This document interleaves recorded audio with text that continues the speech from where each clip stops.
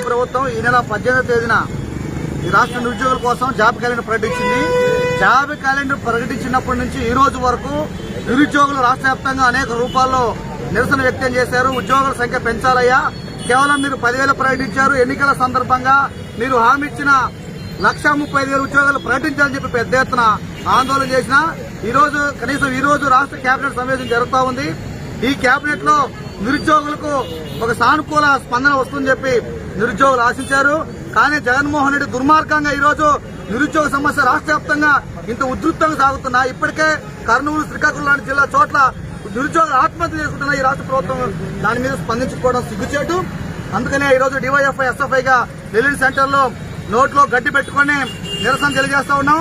అయ్యా జగన్మోహన్ రెడ్డి గారు, రాష్ట్రంలో ఉండే ఖాళీ పోస్టులు భర్తీ చేయకపోతే ఖచ్చితంగా రాబోయే రోజుల్లో ఈ ఉద్యమానికి ఈ రాష్ట్ర ప్రభుత్వమే బాధ్యత వహించాలి. మోడీ బాటలోనే జగన్ తప్ప ఇంకోటి కాదు. కేంద్రంలో మోడీ లక్షలాది ఉద్యోగాలు భర్తీ చేయడం లేదు.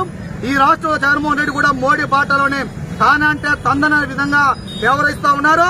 అందుకని జగన్మోహన్ రెడ్డి ఖాళీ పోస్టులు భర్తీ చేసేందుకు ఈ పోరాటం ఆగదు. రేపు వెంటనే అన్ని విద్యార్థి సంఘాలు, విద్యార్థి సంఘాలు అభ్యర్థులు చర్చించి కార్యాచరణ ప్రకటిస్తాం. ఈ కార్యాచరణ పెద్ద ఎత్తున ఉద్యమం రూపంలోకి దాచకముందే ఈ ప్రభుత్వం దిగివచ్చి పోస్టుల సంఖ్య పెంచాలని చెప్పి హెచ్చరిక చేస్తున్నాం. జి రామన్న, డివైఎఫ్ఐ రాష్ట్ర అధ్యక్షులు.